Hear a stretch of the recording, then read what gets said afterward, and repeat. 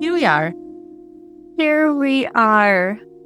Welcome, Angelica. I'm so glad that you're here on the Beat the Glitter podcast, where we talk about tough topics with giggles and leave inspiration that sticks.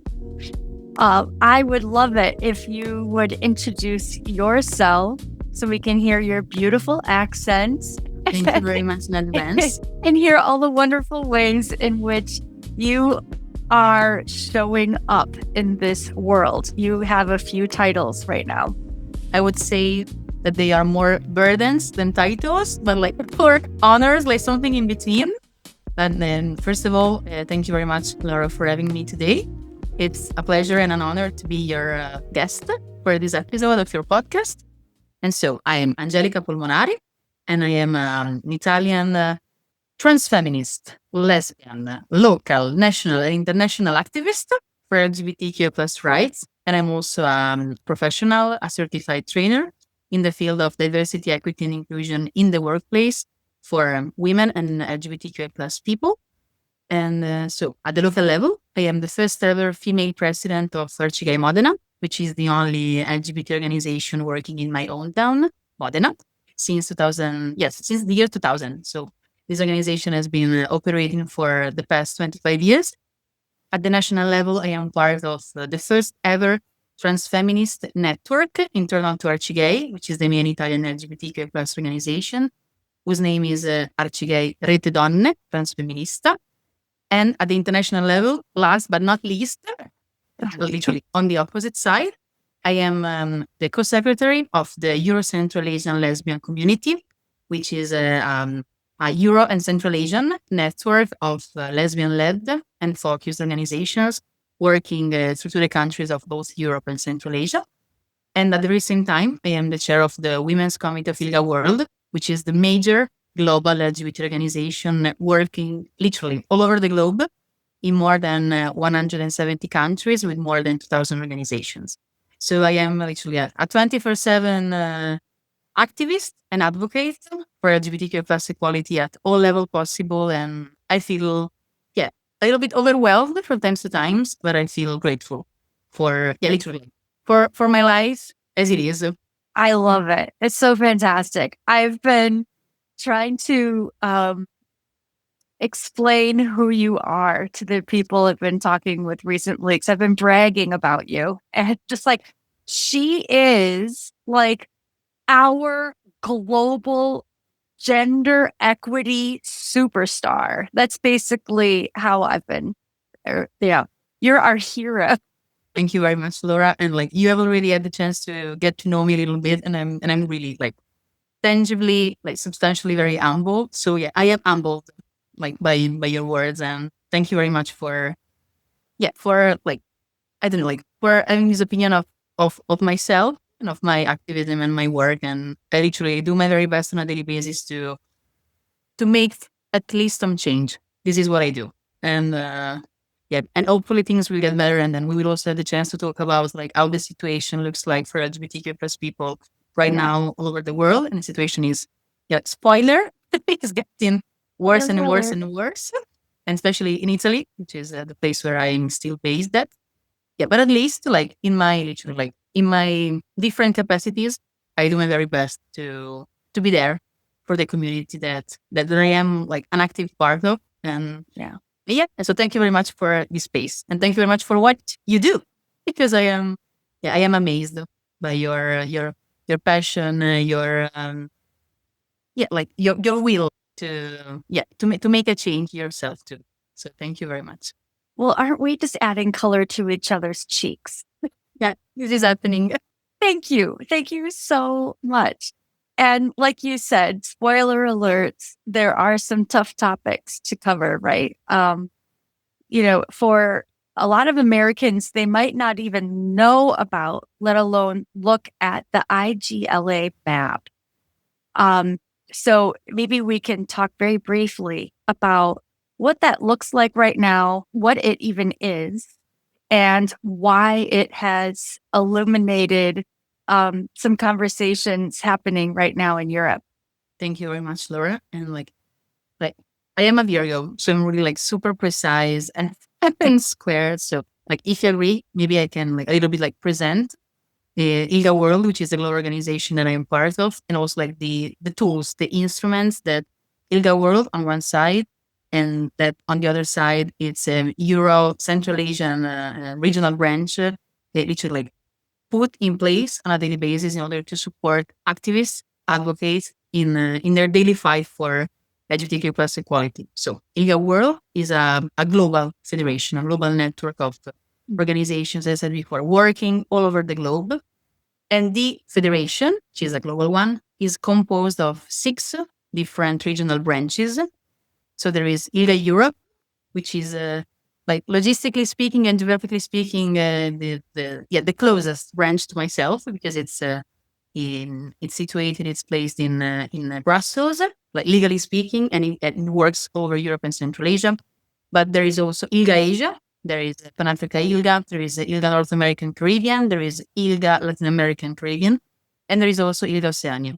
So like the global family, of ILGA World is highly, deeply diversified internally to itself, because it's composed of 6 different entities, which are autonomous, but also like coordinated. And so when we talk about the maps of ILGA World, we talk about like 2 different, like at least, like I'm trying to be like really like focalized on also like the situation that I feel the closest to, so the European and Central Asian one. So there are at least, because there are way more types of ILGA maps, but there are, like, to start at least, there are on one end the ILGA World maps, which are the maps which which draw the attention on the situation of the LGBTQ plus community all over the world according to specific topics. So, for example, there is on one end there is the global map about the criminalization of LGBTQ plus consensual same-sex acts, which depicts the situation when it comes to LGBT existences all over the place. Or, for example, on the other end, there is the maps depicting the very few, because they are only 9 countries all over the globe. The only countries where surgeon on intersex children is forbidden, either at the national level or subnational level.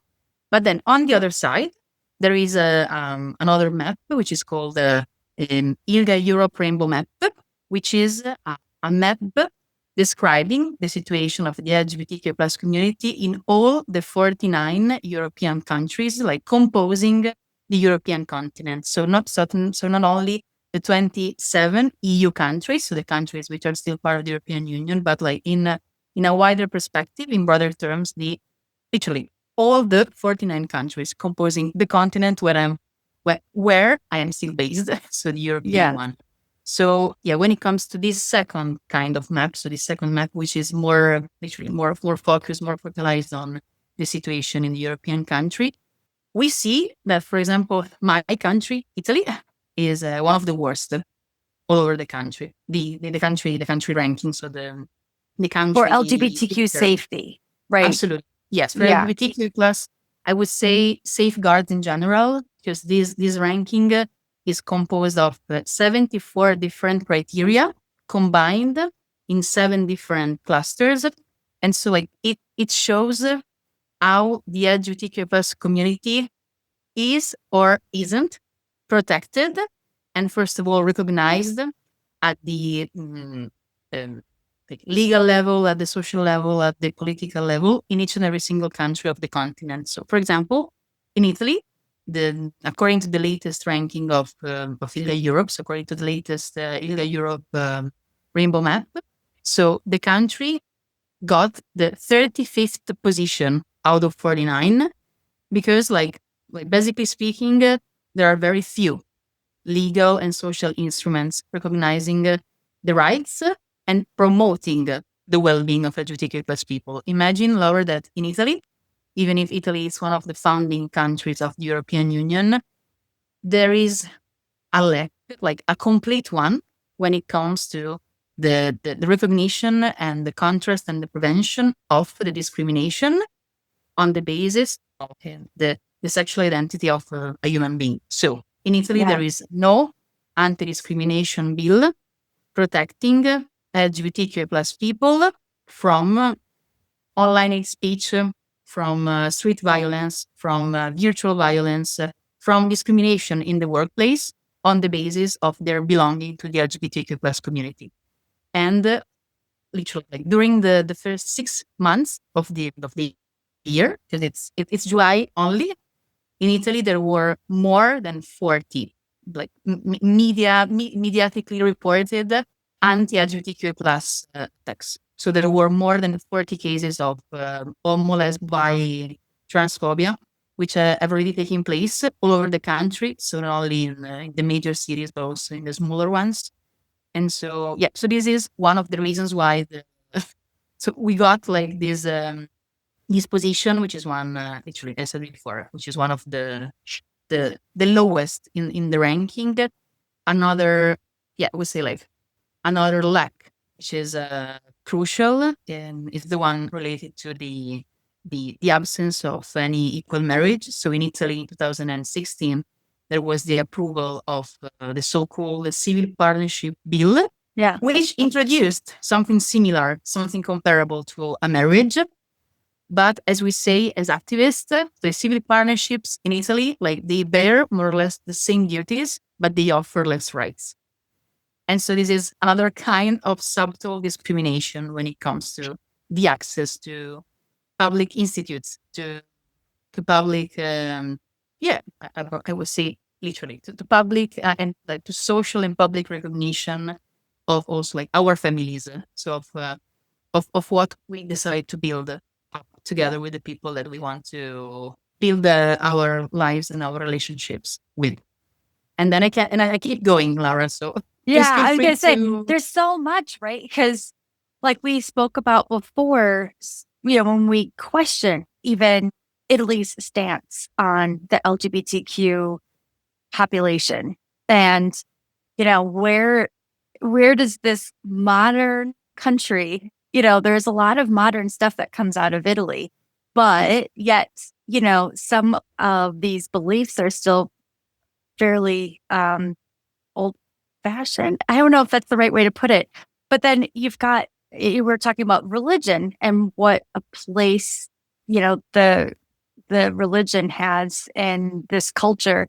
Yeah, you've had two fairly, dare I say, liberal popes recently, right? So, like, Pope Leo has even gone ahead and adopted the same sex marriage protection that the previous pope had put in place, right? Pope Francis. I could be getting this wrong, but I thought I saw some news recently that was like, oh, well, hey, at least this pope is going to recognize, oh, it's the blessing of same sex couples. Is that what it is? Like, they will No, like, bless the same sex and couples?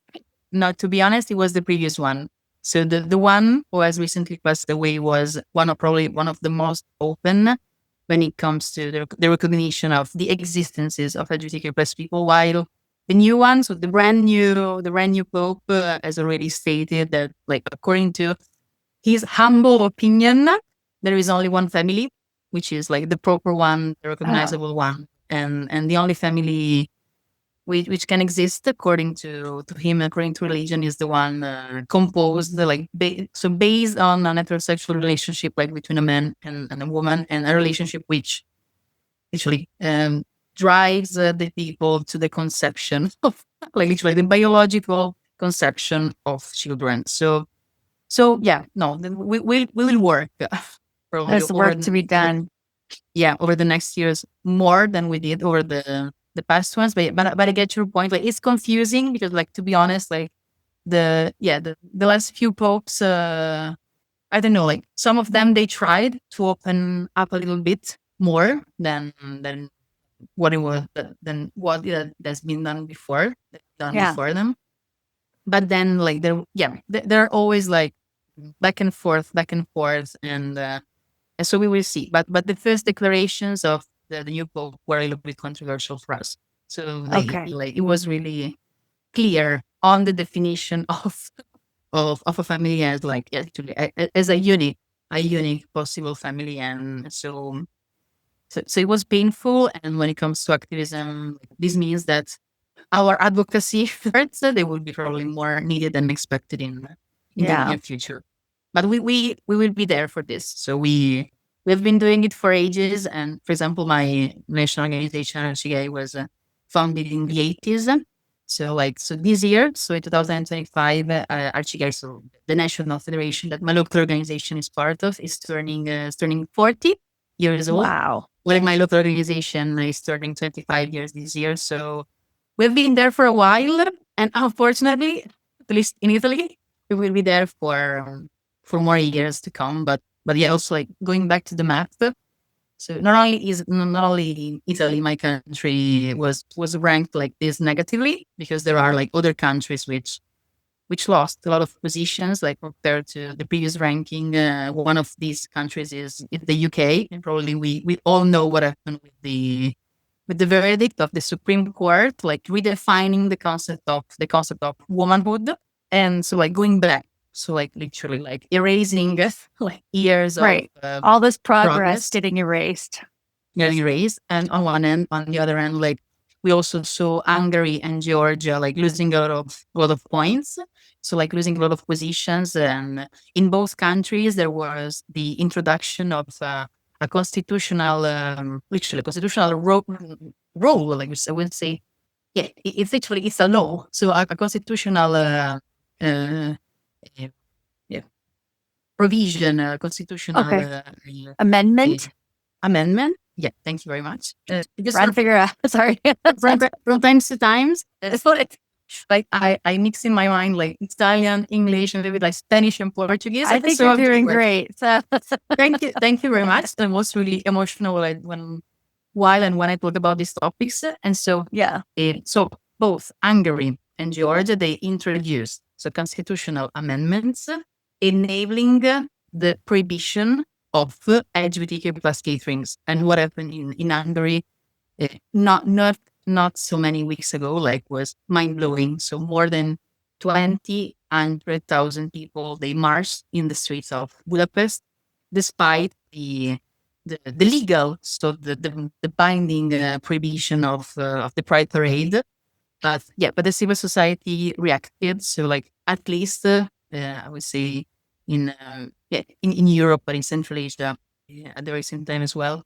So we were used to be proactive, and so like we do what needs to be done when it needs to be done. So for example, in Hungary, it was actually I couldn't make it because of like other work commitments, but a lot of colleagues and friends from usually from all over Europe, but also like from even farther. They went to Budapest because they wanted to be there. They wanted to march in literally like in open contrast, because they were just like if the government bans the pride, so it means that the government thinks that it can ban like the existences of people. But we exist no matter what, and we will be there. We will be marching, and we'll be cherishing all together the moments that we would be literally like sharing like side by side. And so yeah, so the situation is not that difficult in Italy only, but when it comes to the situation that I'm the closest to, I feel a little bit afraid, because on a daily basis in Italy we are experiencing a progressive increase in literally, as I said before, in the numbers, in the violence, so like in the nature of these events. And so yeah, a lot of people literally they are attacked in the streets. And so the first ever, so when it comes to this year, the first ever homophobic attack in Italy took place on the New Year's Eve. So literally, so between the end of 2024 and the very beginning of 2025, and there was a couple of gay influencers, so gay content creators, and they were attacked while leaving a club. So after celebrating the New Year's Eve, and they were attacked because they were walking hand in hand.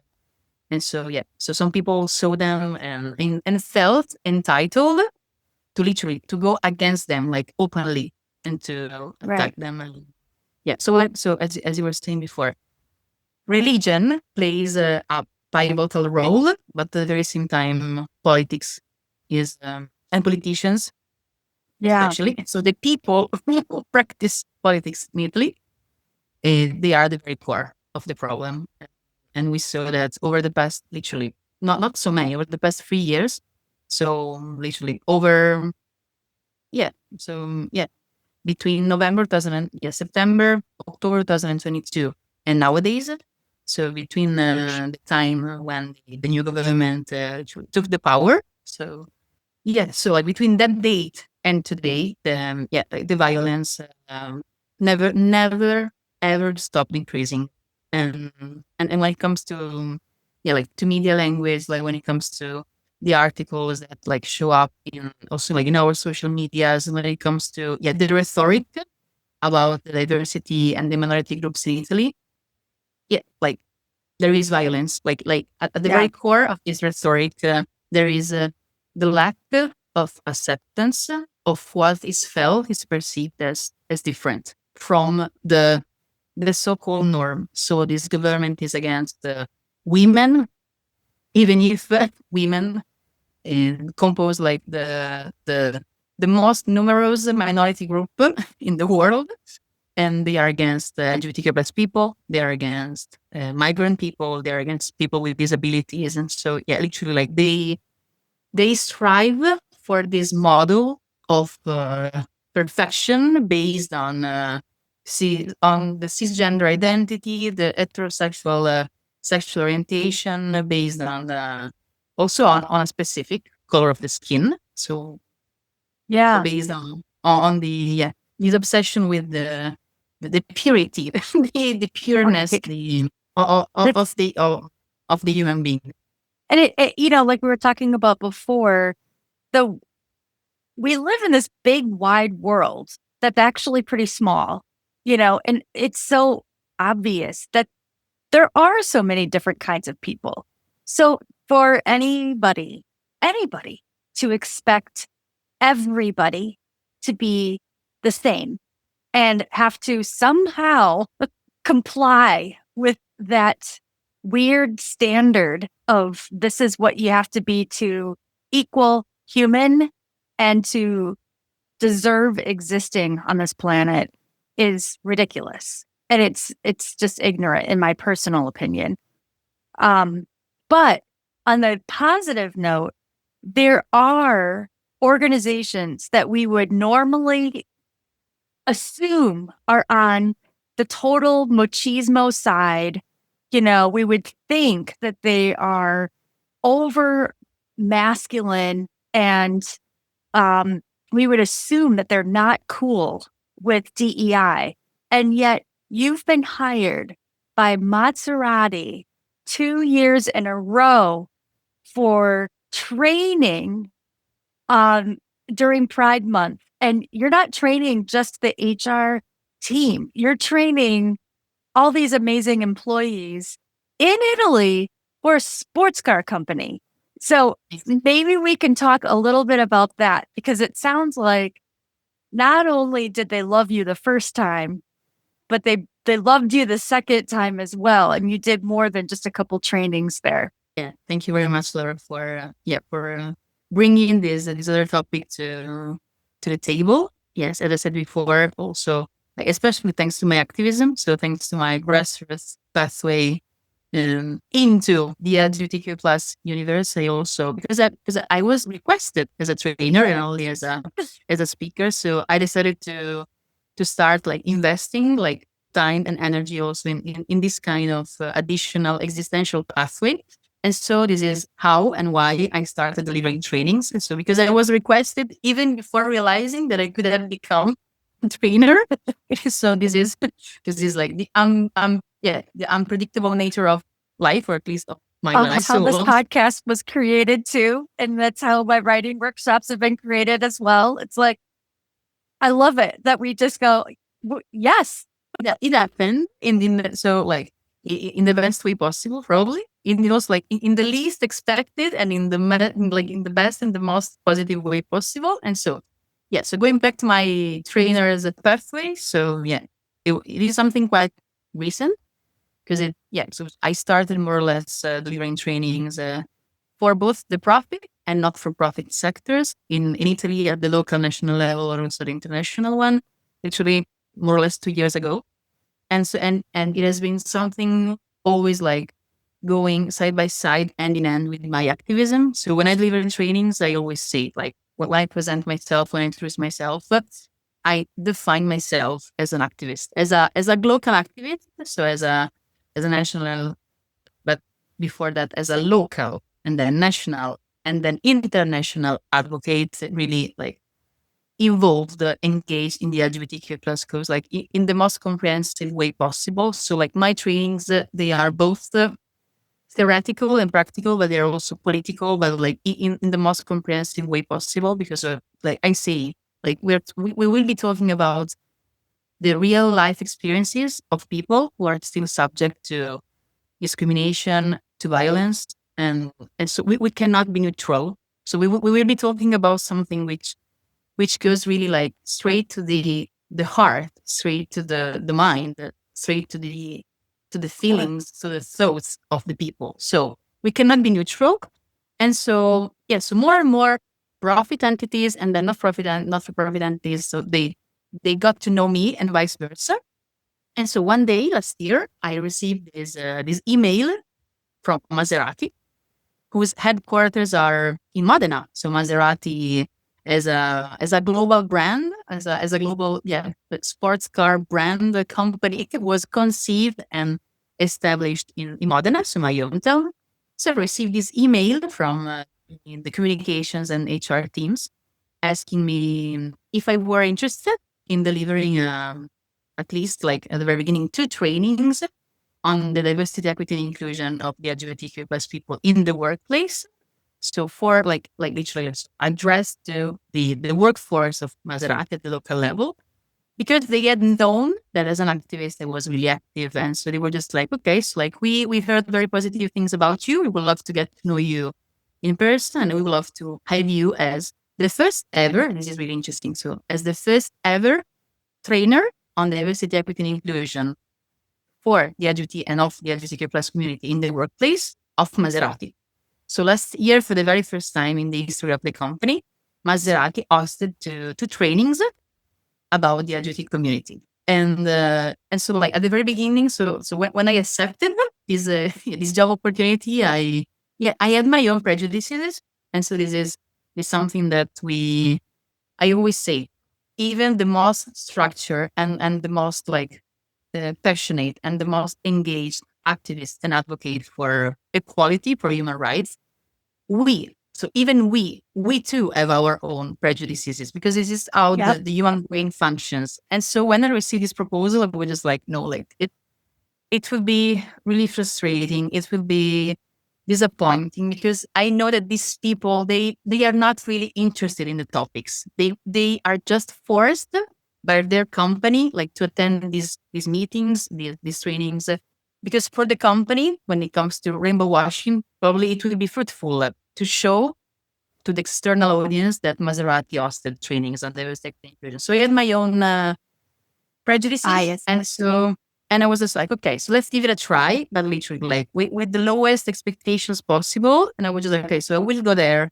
I will do my very best. I will show them that I am prepared, that I am competent, that I am skilled, and I will prove them that we as LGBTQ plus people, we literally like we deserve not only to exist, but we deserve to live like authentically and properly. And so we deserve recognition, we deserve rights, and we deserve well-being, because we are subject to minority stress on a daily basis. But when I went there, I was just like, okay, so I will do my job.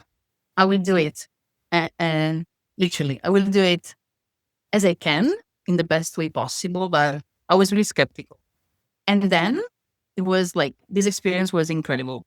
Like probably like literally on both sides. Because like all these people who showed up, they were really, really keen to learn more about the community. And I love it. and they were really attentive, and they were extremely respectful. And like no one like made me like any embarrassing question, or like literally no one attending the training with the intention of disrupting of disrupting the training itself, which is something that from time to time happens to me when I work as a trainer.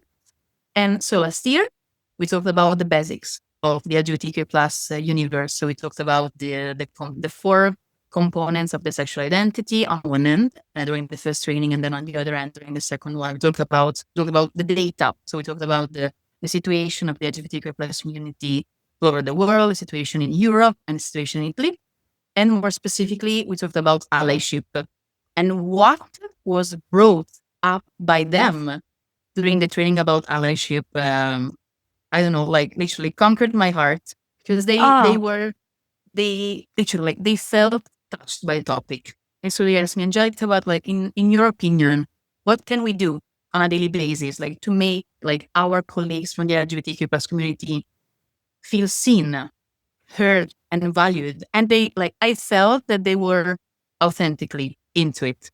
And so I told them like something which is like just really one more time for those Yeah. in the back who haven't heard this or are not listening. The employees of Maserati were asking you, please, Angelica, help us understand how to be good allies and how to help our LGBTQIA plus employees feel seen Exactly. at Maserati. Exactly. This is no. It was like for me, it was mind blowing, and it was completely unexpected, and Yeah. like literally, like I don't know, like I felt like as a professional and as an activist, I felt really proud of myself because I left my comfort zone. Like I left it. Like literally, I was just like, okay, so I will put myself on the front line, and I will try to do my very best, like to be understandable by these people who are not LGBT and who are not like allies yet. But then literally, like probably, so my prejudices towards them were more than the ones that they had towards me. So this was really a life-changing experience. And these two trainings, they were like so participated and so fruitful that in the end, so several weeks ago, I received another email from the same people that I had already worked with last year. And they were just like, Angelica, we like, I don't know, like everyone within the local team after your trainings was like so enthusiastic about it and so like willing to get to know more about not only the data, but also about the daily experiences, about what a stereotype, a prejudice, and discrimination against the LGBTQ plus community means, what it means like to be a lesbian or to be a gay person, what it means to be trans inclusive. And so they were just like, would you be available to deliver another training? So the third one. And I was just like, yes, I mean, like it was one of the, like, professionally speaking, was one of the most rewarding experience for me. The one that I had last year with you. And I was just like, yes, so I'm in, literally count on me. And yeah, and so the third training took place. It was at the very end of June. So not many days ago. And we talked about so the roots, the deep roots of lesbo trans intersex aphobia. So we talked about the core of, but even before we talked about the concepts of stereotypes, prejudices, and discriminations. And then so like we went we delved into the roots of anti-just stereotypes, prejudices, and discrimination. And we started talking about the theory of intersectionality and how we, as human beings, we carry on a very daily basis on our shoulders more than one social identity, because we are all composed of different social identities, which make ourselves, each and every one of us, the unique human beings that we are. And they were just like, so like before this training, like I had never ever thought about myself as a person with different social identities. So there were people who they were just like thinking during the training, and you could see it and you could feel it, because like usually like their faces, they were talking for themselves. And I was just like, no, this is incredible. Tell us more about Kimberly Crenshaw. And I already told you, Laura, that Kimberly Crenshaw is one of my lifelong idols. So there are people who are fans of Lady Gaga. I am too, of course. But I am a fan of Kimberly Crenshaw. Like, I don't know, like literally, her work, her studies, and her advocacy, they have been at the very core of my work, of my daily work as an activist and as a professional in the human rights sphere for literally for the past more or less 10 years already. And they were just like, Angelica, thank you very much, because we have never thought before this moment about the conditions of, for example, um, a migrant transgender woman living in Modena, because there is another thing which is really interesting about my city. So in 2017, there was the opening of the first ever Italian shelter for LGBTQ plus migrant people. Well, so when we talk about intersectionalities, Wow. so imagine the situation of, for example, a lesbian woman fleeing Colombia due to family lesbophobia, getting to Modena, so to Italy, to northern Italy, without knowing, without like being capable of speaking a word in Italian, trying to rebuild herself Yeah. alive. And they were just like, we didn't know that there were people like combining these kinds of experiences. They were just like we had, which is even worse. They said, we, before this moment, we had never thought about it as a possibility. So they were just Yeah. like, it's incredible, like what you're saying. I'm just like, no, it's not incredible. It is what happens on a daily basis to the people that I am really close to. Yeah. And I told them, like, imagine like finding yourself in another country, very far from your family, incapable of communicating, and belonging to a minority group. And and I was like, put yourselves in their shoes. They were just like, wow. Like they felt it, like they felt it, like Yeah. in all senses possible. That's so great. I love how you brought up intersectionality to them. And I love how they had to get comfortable with discomfort there Exactly. and figure it out and willingly, because it's true. I think, it is for some reason human nature to compartmentalize these different types of people that we think we know so well. And then, when we can think of humankind as more of a kaleidoscope or just this gorgeous um, oil painting, right? Where there's lots and lots of layers and textures and colors to create this beautiful composition that is humankind. We are all a beautiful part of that. And it's so hard for some reason for people to love themselves enough to love everybody else as part of this beautiful world that we can live in. And, if we just allow ourselves to love ourselves enough to love everybody else, we can actually embrace and encourage the world to be even more beautiful than it is, um, instead of making it more ugly and aggressive. And I guess, I'm hearing myself bridge this to I love how you are bringing up aggression and violence, because I haven't heard those words brought up very recently regarding our communities. And I think it's because people don't want to talk about it anymore. They don't want to admit. And if there's one thing I can't stand is denial. Um, I'm getting more and more fed up with denial on all levels in my life now.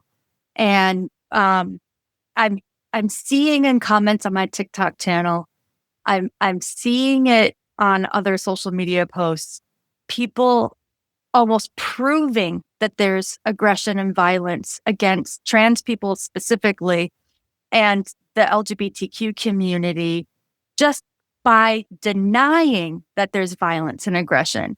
So I would love to hear your comments about that, because you're talking about workplace aggression, there's microaggression, and there's outright major violence. And then there's what happens outside of the workplace that tends to get more media attention, but still not enough. Do you mind talking a little bit about that? Because I know you're just an expert on this. No, no, no, absolutely. And thank you very much, Laura. Like, I would love maybe, like, if you agree, like to start with something, because we had this conversation while preparing the podcast. So we said like to each other, we told each other, so let's be prepared, because like even if we meet like 2 days before the podcast, probably something brand new will pop up literally before the podcast itself. And so if you agree, I would love like to share like this piece of news, because it's really like it resonates with what you have just introduced. Yeah. So imagine that one of the most paid, one of the most recognized um, so, so this person is so he has been playing for different Italian soccer teams over the past years. But he's not a person from Italy, so he's a foreign professional performing for Italian football teams. So long story short, literally, because this news was published today, so it happened yesterday. So he decided to share on his Instagram, his social medias profiles, a birthday family picture. So there was this football player, there was his wife. So like the stereotypically speaking, like the biological unique foreseeable family. So there was a man standing next to a woman, and then in the middle there was one of the three children of the couple, and this little child was so socializable in masculine terms, was utilizing, so was wearing like female pieces of clothing, and he was also like wearing a crown, and the birthday cake of the child was about Lilo and Stitch.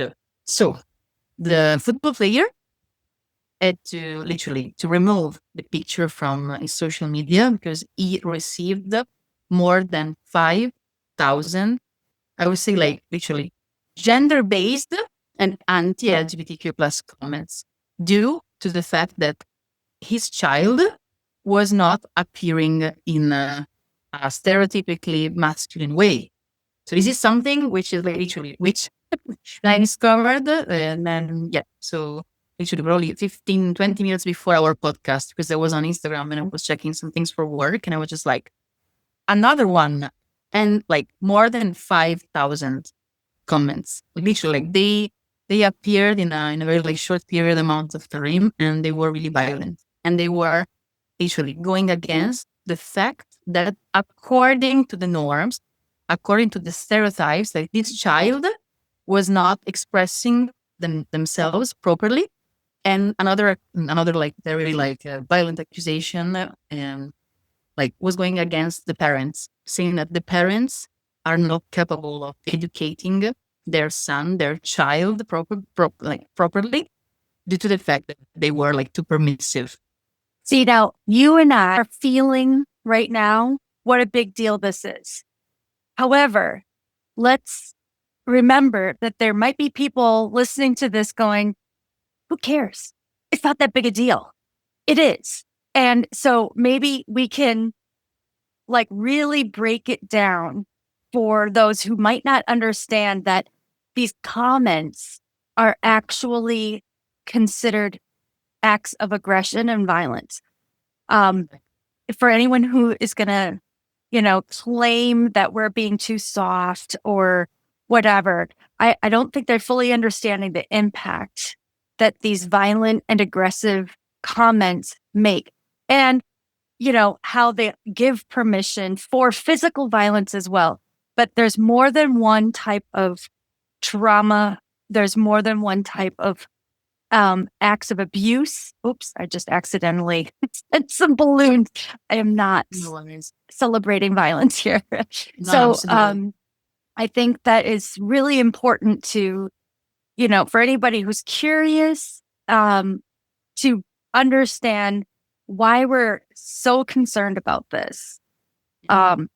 Maybe we can break that down. Like, no, absolutely. And this is also why like I decided to share an example which is relatable to the plus hatred, but like, I think it's like this kind of like violent attack like is even more violent, because we're talking about a person who has not come out as an LGBTQ plus human being. We're talking about a child, and so like two stereotypically speaking, to married people, so a man and a woman, they are accused of not being capable of raising their children properly because they allow them, like literally, sorry for the mispronunciation, but They I get allowed their kid. Mm-hmm. I get it. They allow their kids, their children, Great. like to literally like to live authentically, like to express themselves as they feel like doing.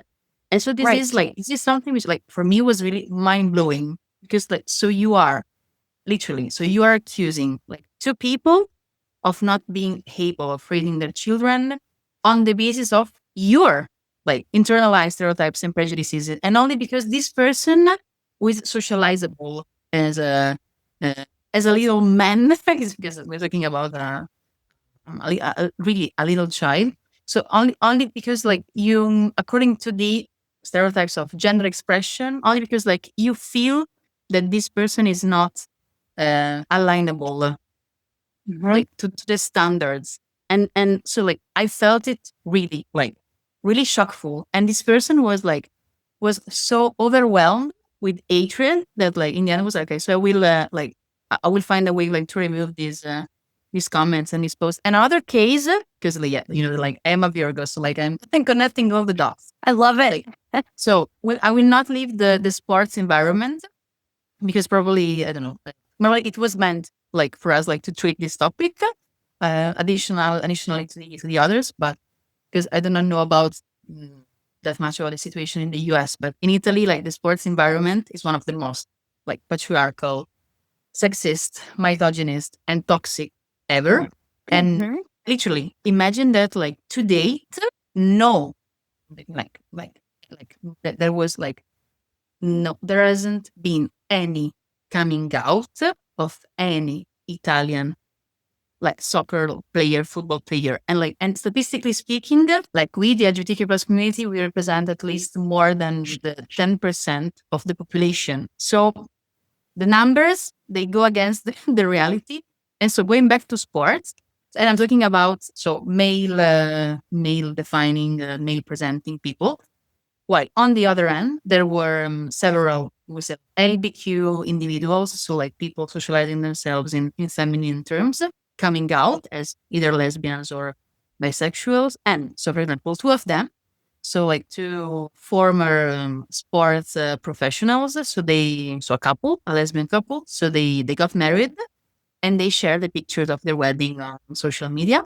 Laura, once again, you cannot imagine how many comments they received. Like they were bombed.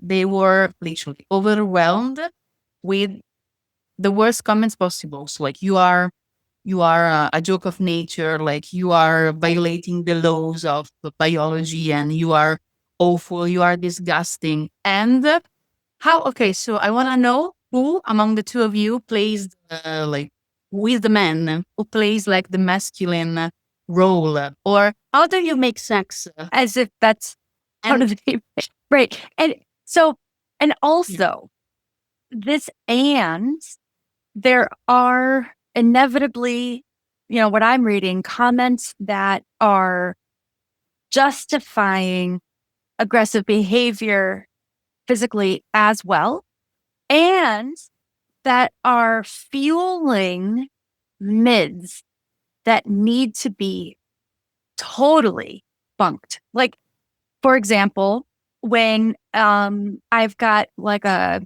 podcast clip about a trans person, it doesn't matter what the trans person is talking about. If trans is in the headline, somebody's commenting and saying, just keep your hands off our kids. Just stay out of our bathrooms. It's like, I don't think trans people are violent, but just stay in your lane. I don't hear anybody accusing trans people of being violent, but they just need to stay out of our classrooms. They just need to stay away from our kids. They just need to. And it's just like, hold on. If you're saying you're not hearing or accusing trans people of being violent, just keep your hands off our kids. That right there is accusing trans people of violence that is not happening. You are perpetuating myths while still like, you meaning the people who are making these comments. Absolutely. It's like, why do you think this is like giving yourself a way out? Like you're forgiving yourself in this violent, it's gaslighting. And that's another thing I'm very intolerant on right now in my life. Like I've had too much gaslighting for decades, and I've dealt with way too much denial from people that used to be really close to me, that it's like, oh my gosh, to see it publicly happening in these comments is unforgivable for me. I have no tolerance for it. I don't know, me neither. And if I can comment on this, since I am really the like data driven, and I'm also loving, because I am also like teaching you some Italian. So data is data. So I am really a data driven professional and activist and advocate. So imagine that according to the annual ranking of Transgender Europe, which stands for literally transgender organizations working all over Europe and Central Asia, Italy is the country, so among the 49 countries composing the European continent, with the highest amount of trans sites. So Italy is so when it comes to the homicides of transgender people, Italy has literally got the first place, has been getting the first place for years for already. Murder. For murder, yeah. We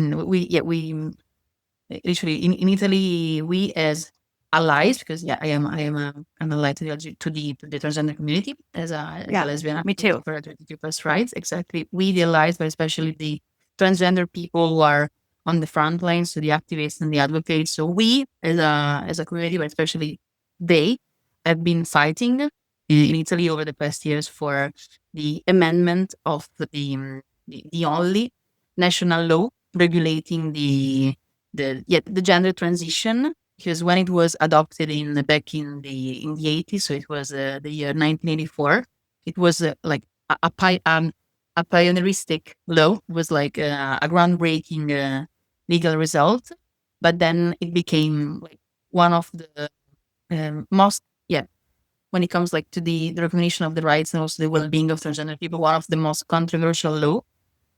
Because imagine between 1984 and the year 2015, so until 10 years ago, like in Italy, for a transgender human being, like to get their documents rectified, so like to get the legal gender recognition of their identities.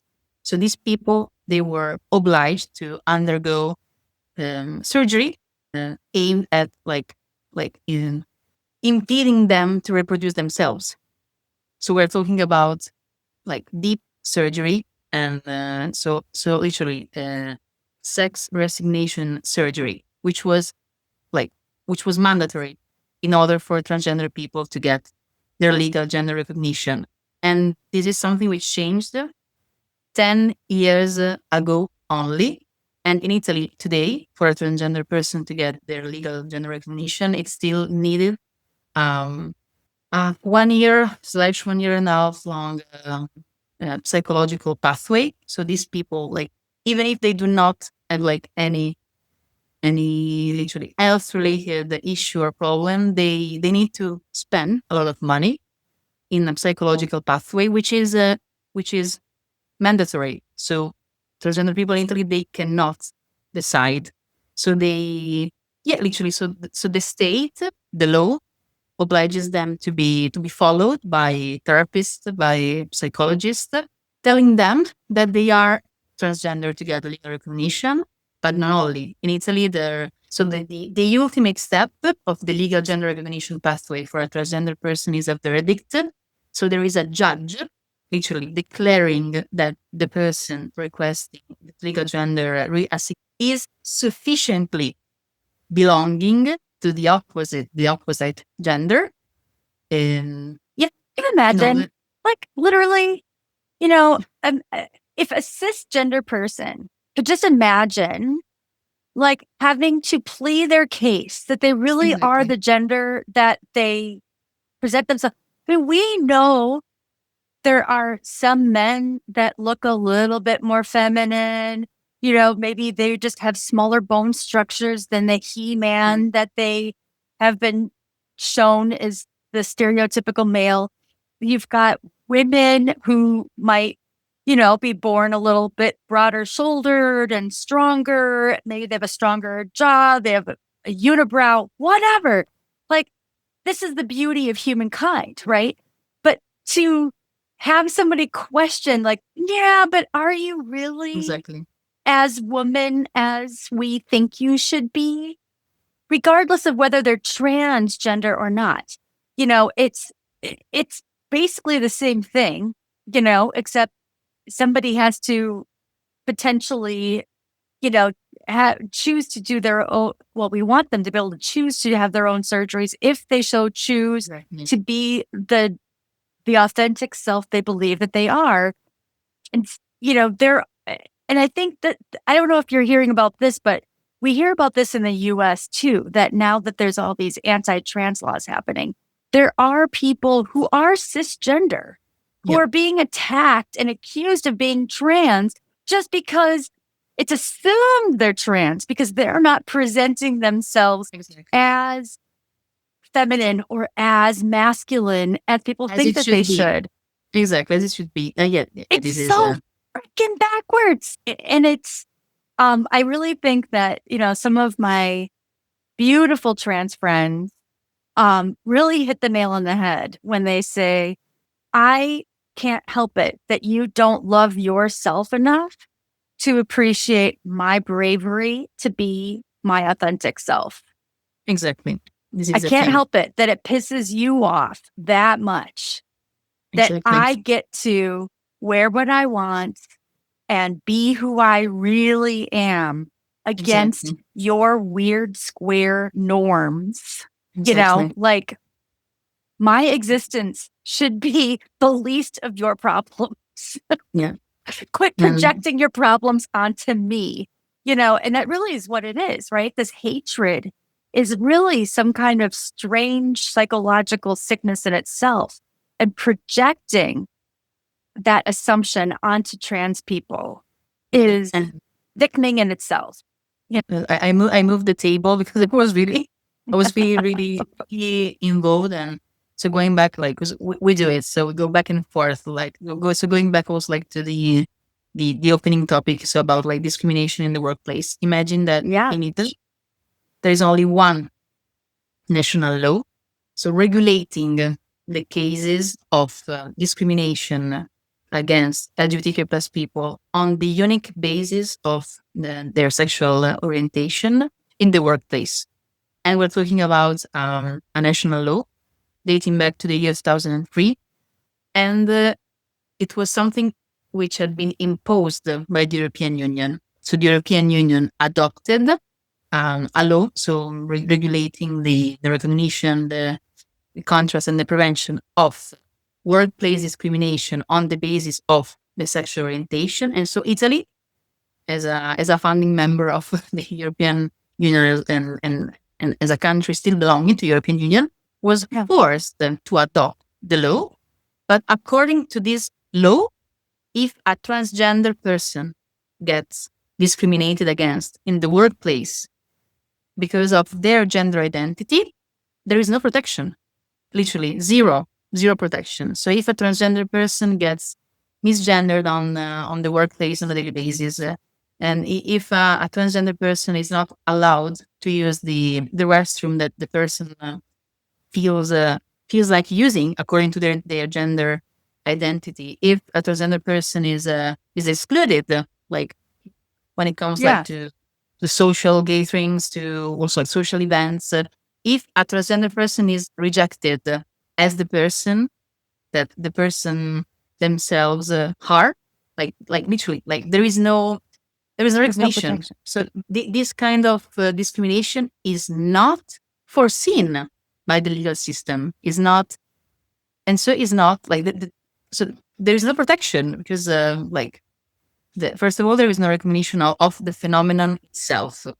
And so, as we said before, so discrimination is, it is uncontrollable. Like another case which took place, which shocked, I would say, the overall LGBTQ plus community in Italy, is a case of a transgender teacher was from from northern Italy, so from another region, and so not from mine, but so she was from a place which is not that far from mine, so in the same part of the country. So this person whose name was Chloe Bianco, she was a transgender woman, a transgender professor, a teacher, and she lost her job, like she was dismissed with no justifiable and reasonable reasons, causes, Mhm. because yeah, she was dismissed because of her gender identity, and even if she was never told that she had been that she had been excluded, that she had lost her job because of her gender identity. But then in the end, so she lost her job, and she had been already like that excluded in the workplace and outside of it, that she decided to start living in a van, and then she took her life. Yeah, this is something which was really heart destroying for all of us, because yeah, she was only trying to be herself in the workplace, and she was not an activist, so she was not talking about LGBT issues at all. She was just trying to do her very best and to teach her subjects, her topic, and then yeah, and then she was excluded at all levels possible, to the extent that she couldn't bear like this comprehensive situation any longer, and yeah, and she took her life. And yeah, so this is a case, but I can share many more, and the fact that there is no legal recognition of gender identity based discrimination and hatred, and the fact that there is still only one national law regulating the legal gender recognition procedure, which is obsolete, because we're talking about a law introduced in the 80s, and a law which still foresees that uh, a transgender person literally undergoes paying for itself uh, a year and a half long, both juridical, legal, and psychological pathway. Like we are violating the human rights Yeah.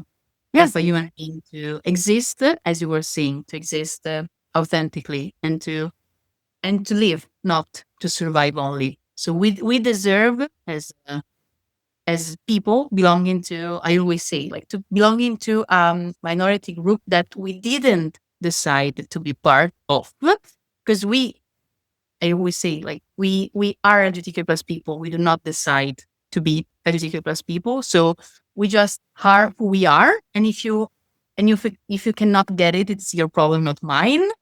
But unfortunately, it's not the case. Like, for so many people, it's still a problem for them. Like, for like literally, like, For for some existence. reason, their violence and aggression and abuse. And that's the other thing. I think we need, as a worldwide society, need to better educate what constitutes abuse, what constitutes violence, what constitutes aggression, because being even just dismissed Yeah, this makes sense. for no good reason other than being authentically yourself is abuse.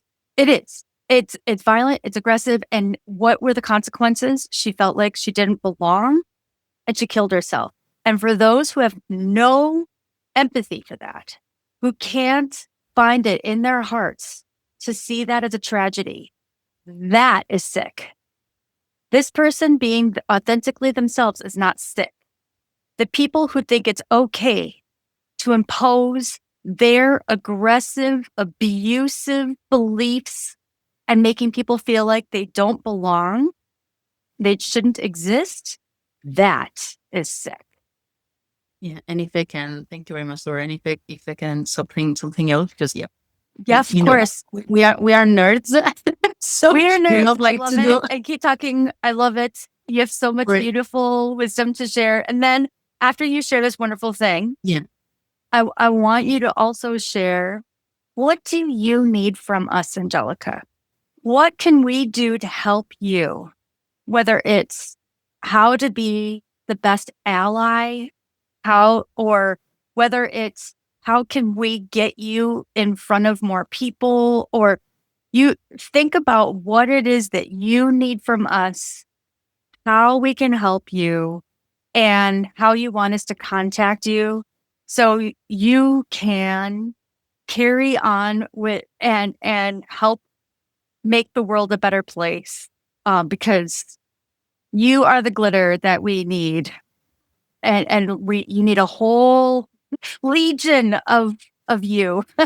Thank you very I'd love much. to be your warrior goddess. Thank you. Thank you. I can adopt you right now. So usually on the spot, like it's done. Where do I have to sign? And I will do it. So like going back to like if we agree, so I would love like to add like last thing about the legal system in Italy. So not only there is no anti-discrimination bill, so recognizing, contrasting, and preventing GS-based discrimination, but imagine that in Italy there is no hate speech nor hate crime law recognizing that anti-LGBTQ plus hate speech is hate and recognizing that hate, literally anti-LGBTQ plus hate crimes are crimes. So this means that, as we were saying before, not only if a person gets discriminated against in the workplace, there is no protection, but imagine that just something, as I said before, just something that is like taking place more and more and more on a daily basis all over the country. So imagine that like two gay men, like literally walking hand in hand, they get attacked in the street according to because they are literally walking hand in hand and because they are showing affection, like mutual affection. Imagine that in Italy, so the roots of the aggression, so the roots of the hate, the roots of the violence, they are not recognizable according to the legal system because there is no recognition of the SOGS base, so the sexual orientation, gender identity, gender expression, sex characteristics based hate.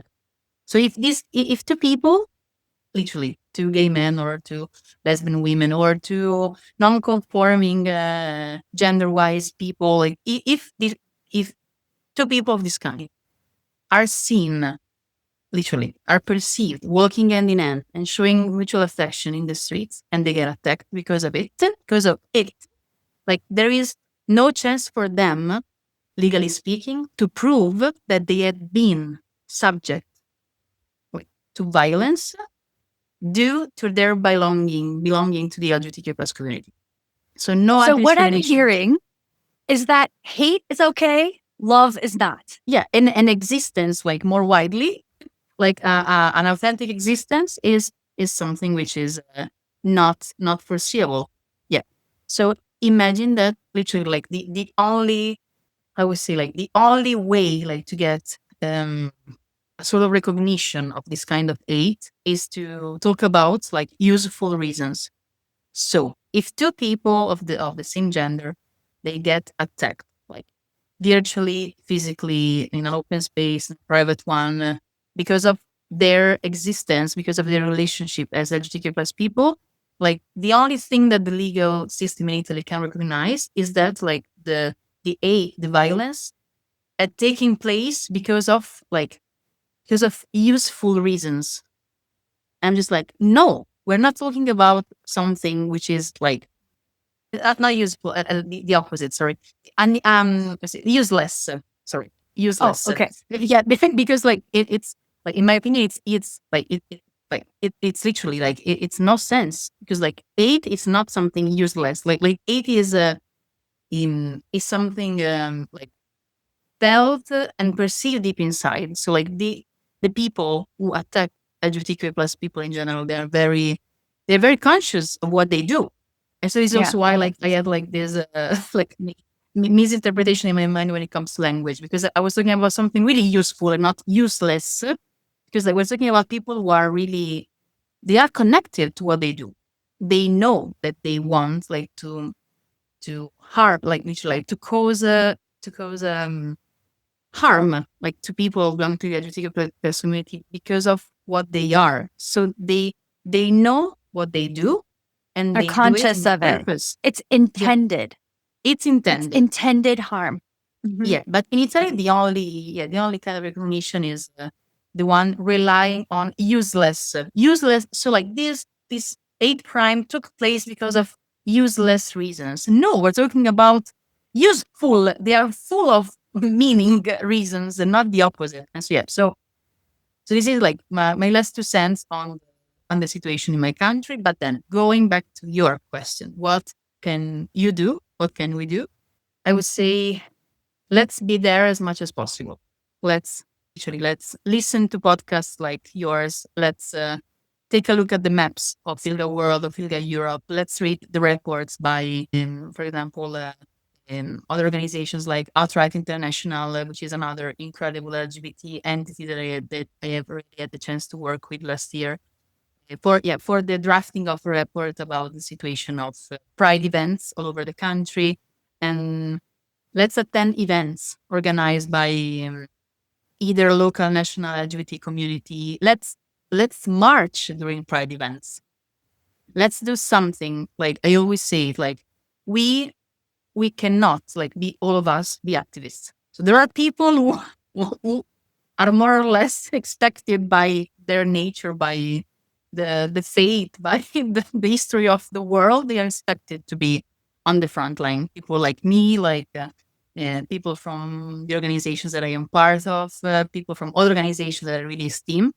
But we need each and every single one of you and us. So we need the people who are not activists, but who are volunteers, basic volunteers, people who show up for an event or two, people who show up for 100, people who take part in a march, people who take part in dozens of them. So what I always like try to tell the people that I work with, especially people who are outside of the bubble, I always thank them, like, and I say thank you for trying and leave your comfort zone. Thank you for example, thinking about the training that I did for Maserati. Like, I was really grateful and thankful because I put myself in their shoes, even if I know that it's something right, like to be curious and to be open when it comes to LGBTQ plus issues. But I always like make this effort, and I always remember, okay, Angelica,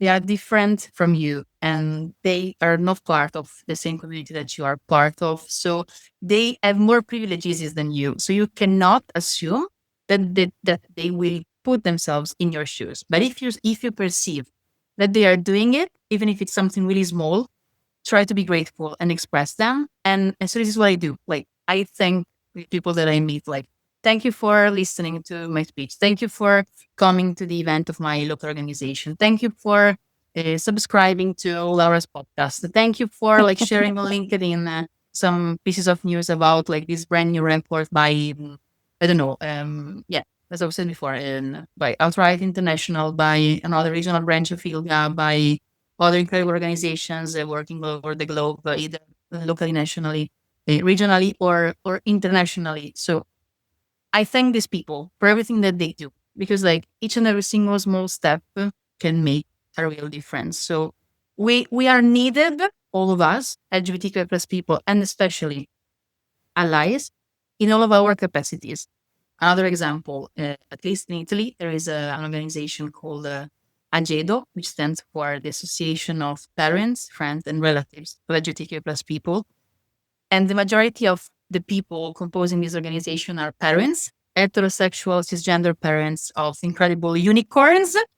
And they are mind blowing. They are like in their late 70s, 60s, and they show up. They help us organizing our LGBTQ focused events, and they sell our merchandise for fundraising, and they just like they go to other people, to other parents, to LGBTQ plus people, and they tell them, I love my son, I love my daughter, I love my sister, I love my brother because of who they are.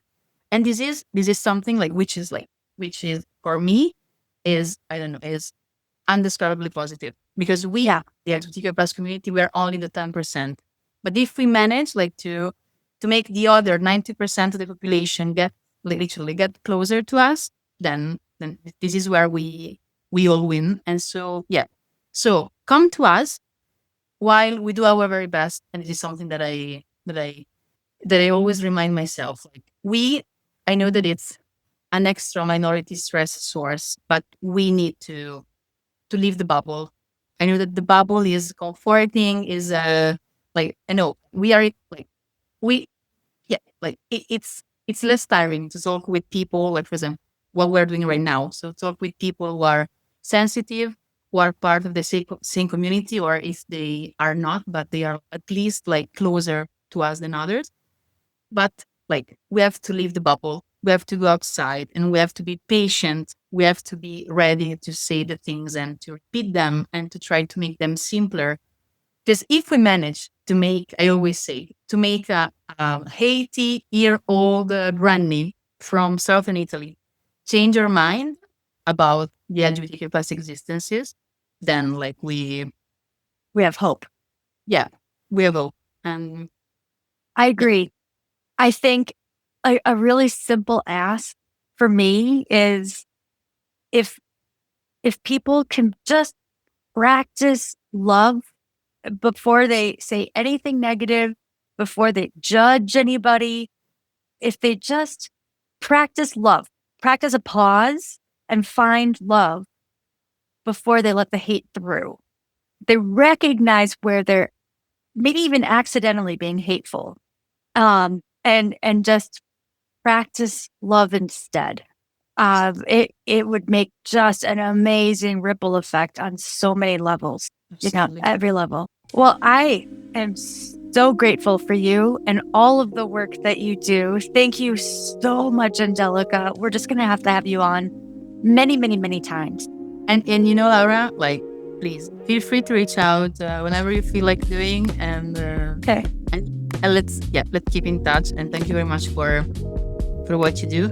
I would love also like to thank LinkedIn, because we met thanks to LinkedIn, which is like literally becoming my favorite social media platform ever and possible. I love it. So let's keep spreading like the good news. Let's keep talking about the topics which really matter on that platform and also on other platforms. And yeah, I will do my very best to support your work. And thank you for this space, and thank you for the care and the time, which is just something that we cannot value. So thank you very much. Thank you, Angelica. From Italy, we love it. Thank you very much. I would be happy to be your crusader anytime. If you need me to fly out to Italy, I'll make it happen.